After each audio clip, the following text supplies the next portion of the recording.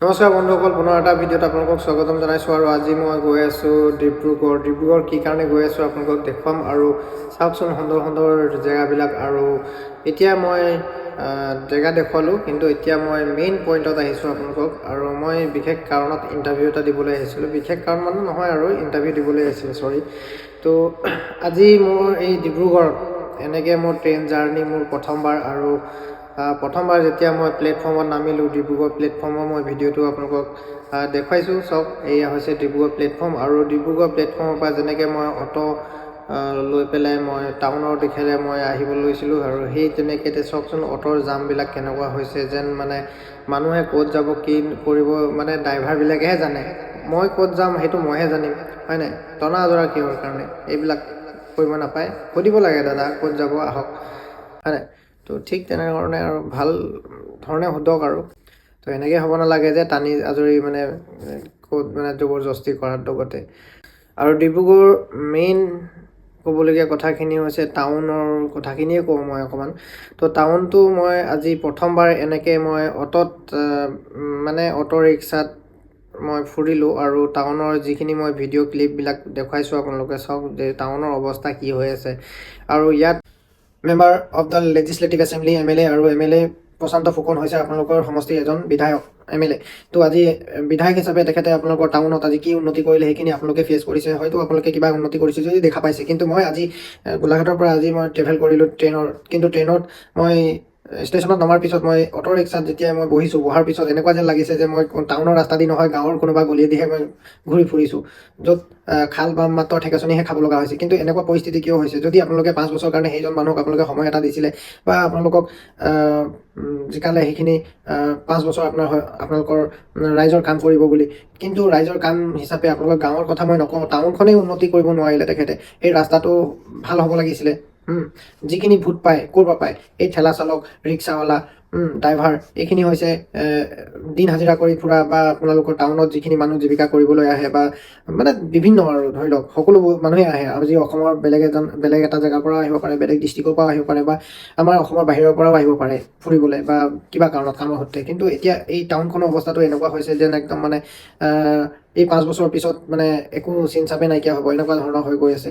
অকল ফ্লাইঅভাৰটো বনাই দিলে বুলিয়ে যে আপোনালোকে সন্তুষ্ট হৈছে সেইটো নহয়। কিন্তু চাওক, অকল ফ্লাইঅভাৰটো এইটো লাগিবই, কাৰণ তাত ট্ৰেইনৰ অহা যোৱাৰ কাৰণে আপোনালোকক দিছে, এইটো ভাল কথা। কিন্তু তাৰ মাজতো আৰু কিছুমান এনেকুৱা জেগা আছে য'ত ফ্লাইঅভাৰ হ'ব লাগে। সেইখিনি জেগাত আপোনালোকে নিজেই তাত চিন্তা কৰিব। আৰু আপোনালোকক অহা 5 বছৰ এই 26ত আপোনালোকক এনেকুৱা এজন মানুহ ঠিক কৰক যিজনে আপোনালোকৰ নিজৰ হৈ কাম কৰে। ঠিক আছে, আপোনালোকে কি বিচাৰিছে সেইটোহে শুনে, ঠিক আছে। আৰু আপোনালোকক কি দিছে সেইটোহে ইম্পৰ্টেণ্ট, গম পালেনে?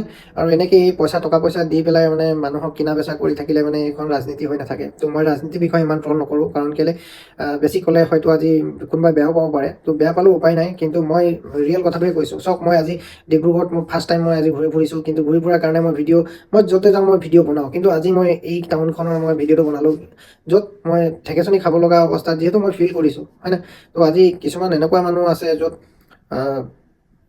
মানে মেডিকেলৰ সৈতে অহা মানুহ, কিবা বহুত ধৰণৰ মানুহ, এইবিলাক মানুহখিনিতো ফেচ কৰিছে ন, বুজিছেনে কথাটো? আৰু প্ৰশান্ত ফুকন ডাঙৰীয়াৰ তেখেতৰ কোৱালিফিকেশ্যন আৰু তেখেতৰ নেটৱৰ্থ, তেখেতৰ এছেট কিমান, এইখিনি চাওক। আপোনালোকে অনলাইনত খুচৰিলে পাব, দেখুৱাই দিছোঁ, অকণমান চাই লওক, ভিজিট কৰক। কিন্তু তেখেতে কি কৰিছে নকৰিছে সেইখিনি মই ক'বলৈ নাযাওঁ। কিন্তু মানুহৰ ৰাইজৰ উন্নতি লাগে। আৰু সমষ্টিৰ উন্নয়ন হ'লে এখন সমষ্টিৰ উন্নয়ন হ'লে এখন ডিষ্ট্ৰিক্টৰ উন্নয়ন হ'ব, গম পাইছেনে? অকল এখন সমষ্টি বুলিয়ে নহয়, অসমৰ প্ৰতিটো সমষ্টিয়ে উন্নয়ন হ'ব লাগিব, তেতিয়াহে সম্পূৰ্ণ ডিষ্ট্ৰিক্ট উন্নয়ন হ'ব। আৰু সকলো ডিষ্ট্ৰিক্ট উন্নয়ন হ'লে এখন অসম উন্নয়ন হ'ব। আলিয়ে গলিয়ে সকলোখিনি ঠিক কৰিব লাগিব।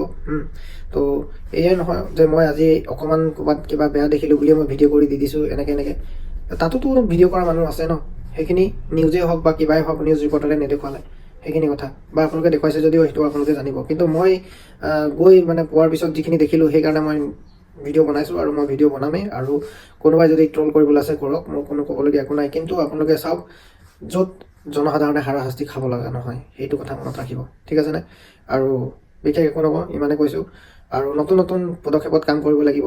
আজি বাহিৰৰ পৰা অহা মানুহখিনি আজি টয়লেট বাথৰুম লাগিব, ক'ত যাব? হাবি জংঘলে যাব নেকি?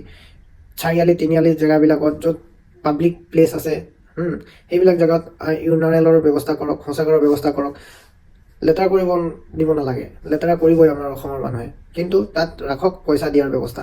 10 টকা দি পেলাই তাত সোমাব, প্ৰস্ৰাৱ কৰিব যাব। তাত মানুহ এটাও চলি থাকিব পাৰিব সংস্থাপন, আৰু মানুহো তাত গ'লে এটা ফ্ৰী মাইণ্ড এটা হ'ব, গম পাইছেনে? এইখিনি কাম কৰক, য'ত আপোনালোকে ভোট লৈ পেলাই মানে মানুহৰ জনসাধাৰণৰ চিন্তাটো আপোনালোকে কি কৰিব লাগে সেইখিনি কথা নকৰি মানে আপোনালোকে কি কৰি থাকে সেইটো আপোনালোকে জানিব। আৰু ৰাইজৰ যে ইমানখিনি মানে আশাবিলাক আপোনালোকে কি কৰিছে সেইটো আপোনালোকে জানিব। আৰু মই ইমানেই কওঁ, বেছি বেয়া লাগিলে ভিডিঅ'টো নাচাব, আৰু যদি ভাল লাগে তেনেহ'লে ভিডিঅ'টো শ্বেয়াৰ কৰি দিব। ধন্যবাদ।